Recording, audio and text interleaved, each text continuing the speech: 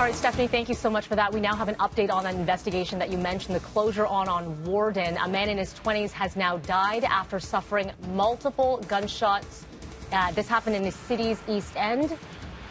Police called to Warden Avenue between Danforth and St. Clair just before 5 in the morning. The victim immediately rushed to a trauma center.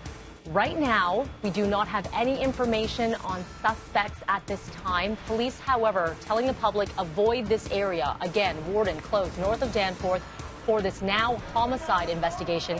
It's unclear as to how long the roadway will be closed, but make sure to stay with us. We'll gather more details on the closure as well as on this now homicide investigation.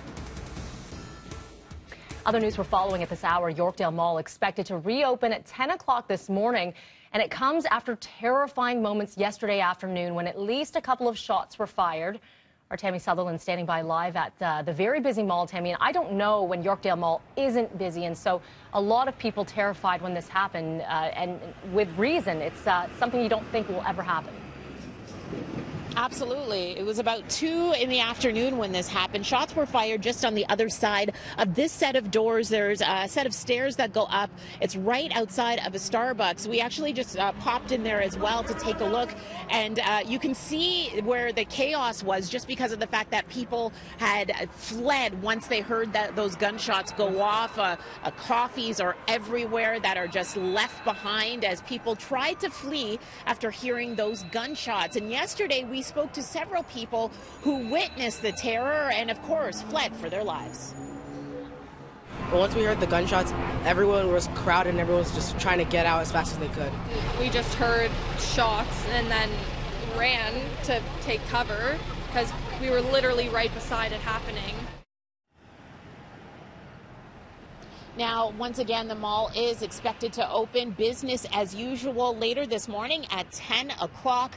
Police are still searching for suspects. They say that this all began with an altercation between two groups of males, at least 6 males in total, when at least a couple of gunshots went off. They are asking for anyone who has any information to give them a call and, of course, are examining the surveillance video. Once you walk into Yorkdale Mall, there are signs everywhere saying that you are on camera as soon as you enter. So hopefully that will be helpful for the investigation. Mel, I'll send it back to you.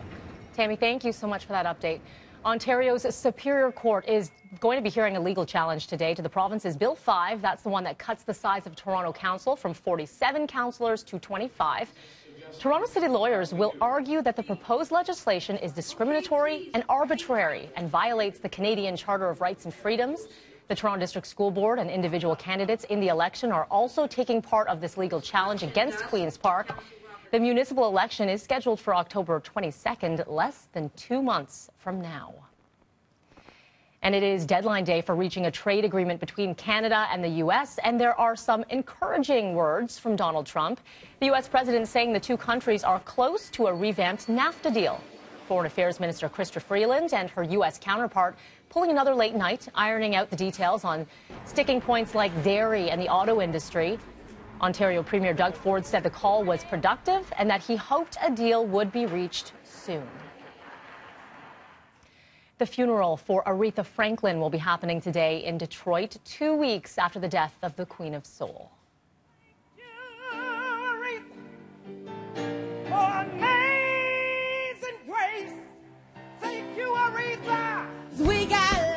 After days of public viewings, the service will take place at the Greater Grace Temple in Detroit. The ceremony is strictly limited to friends and family of the late singer.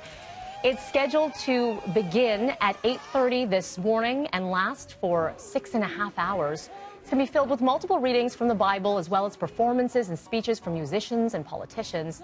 Aretha Franklin died of pancreatic cancer at the age of 76. It is 7 minutes after 6. We're going over to Devo and Nat.